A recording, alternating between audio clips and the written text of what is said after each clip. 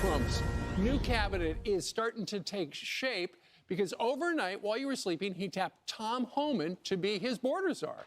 Trump saying, quote, "There is nobody better at policing and controlling our borders."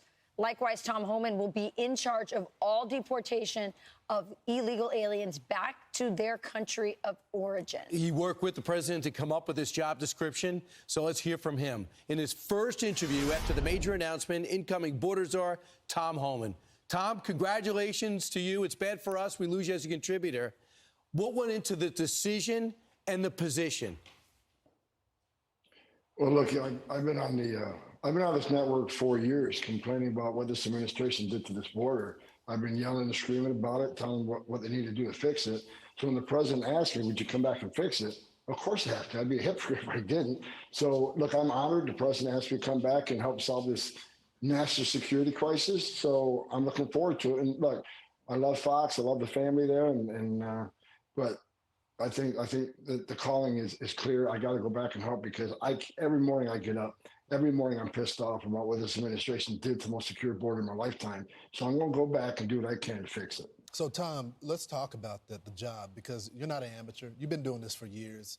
You're a beat cop. Also, you worked the border before, went over to ICE. You've done it all. What does the process look like? Because I think some people get the impression that you're shooting from your hip, but you know what you're doing here, right?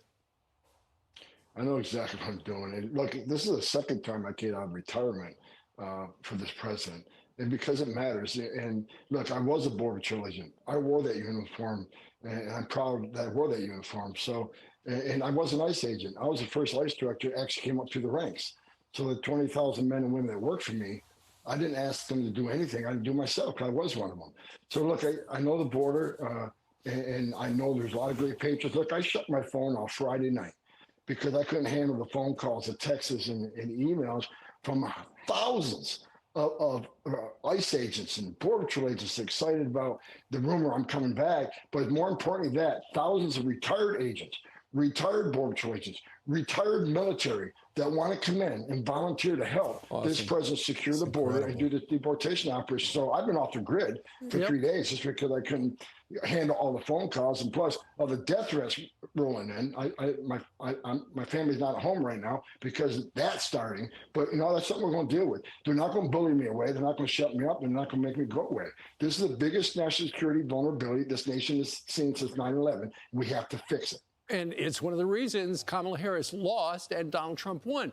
So Tom, you just mentioned deportations. I know during the last Trump administration, when you were there, they did have the large-scale worksite, essentially raids, where they would go into a place and there would be hundreds of people who were in the country illegally. I know on 60 Minutes a couple of weeks ago, you said that those would continue under Donald Trump in the next administration. What do you have planned? Well, I know you don't want to give away the whole game book, but you do have deportations, mass workplace stuff planned, any other kind of category of deportations of interest? Look, as the president said on stage many times, which I agree with 100%, it's going to be the same it was during the first administration, which is just a hell of a lot more of them because 10 million people have entered this country illegally under the Biden administration, or they actually let into this country, even though it's violation of federal law, what they've been doing, the abuse of the parole authority. But look, I've been clear, President Trump's been clear. Public safety threats and national security threats will be the priority because they have to be. They pose the most danger to this country. So we're going to prioritize those groups, those who always have final orders, those that had due process at great taxpayer expense, and the federal judge says you must go home, and they didn't. They became a fugitive. So, and as far as worksite operations have to happen. Here's why, Steve. Where do we find most victims of sex trafficking and forced labor trafficking? At work sites. And the Biden administration shut down work sites. On one point, they say we care about sex trafficking and human trafficking. Then they shut down work site enforcement, which is one of the main areas we find the victims of this. I want to add one more thing, another priority. This administration has lost over 300,000 children that were smuggled in this country by criminal cartels they can't find. That's another priority. We need to save these children because some of these children are in forced labor, some of these children are in sex trafficking, some of these children are living a life of hell every day. And we need to save these children and get them back with their families.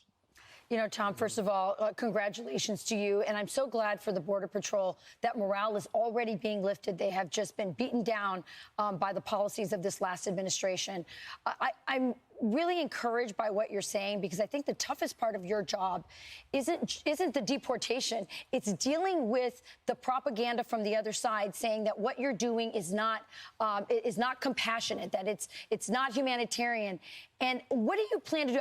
I'm glad you mentioned the 300,000 children that are missing, but how are you going to deal with those kinds of attacks, even though you know that this open border has led to sex trafficking of children and an exponential increase of child labor, illegal child labor? Frankly, I don't care what people think about me, especially on the left. Again, you know, when you have a historic crisis, a crisis this big, here's what they need to know. When you have a crisis this big that overwhelms the Border Patrol, where the majority of Border Patrol are no longer on patrol, they're making sandwiches, they're changing diapers, they're making baby formula, they're making hospital runs, they're making airport runs.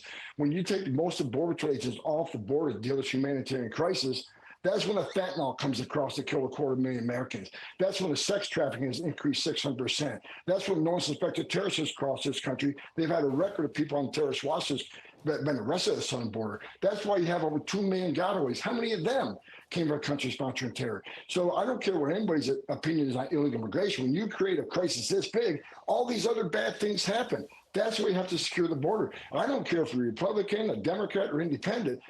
Border security is national security. We should all be on the same side of that.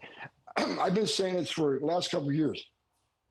And the director of the FBI actually agrees with me. I don't respect him greatly, but he agrees with me. The southwest border is the biggest national security vulnerability this nation's ever seen. He sees more red flags now than ever before. We have to secure the border. And as far as the people want to push back on deporting these people, what is the option? You have a right to claim asylum. You have a right to see a judge, and we make that happen.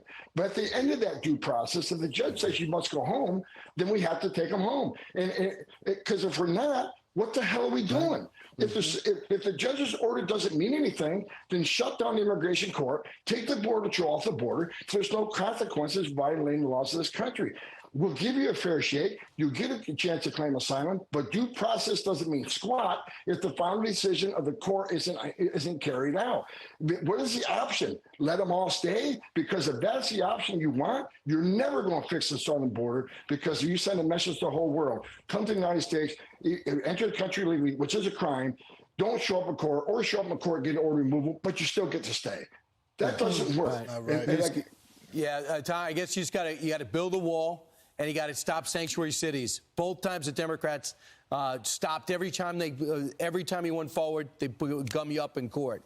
You don't have to give it away, but is there a plan if sanctuary cities, these city councils don't allow the sanctuary cities to go away? Is there a plan B you have?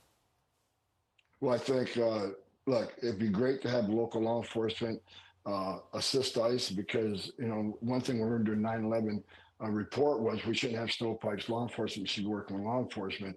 But, you know, there's two things. Number one, under President Trump, he was suing the sanctuary cities, DOJ suing the sanctuary cities, pulling federal funds. Of course, day one, when Joe Biden came in office, he stopped that lawsuit. So that has to be put back in place. And look, I've seen some of these Democratic governors say they're going to stand in the way. They're going to make it hard for us. Well, you know, a suggestion: if you're not going to help us, get the hell out of the way, but we're going to do it. So if we can't get assistance from New York City, and we may have to double the number of agents we send to New York City, because we're going to do the job.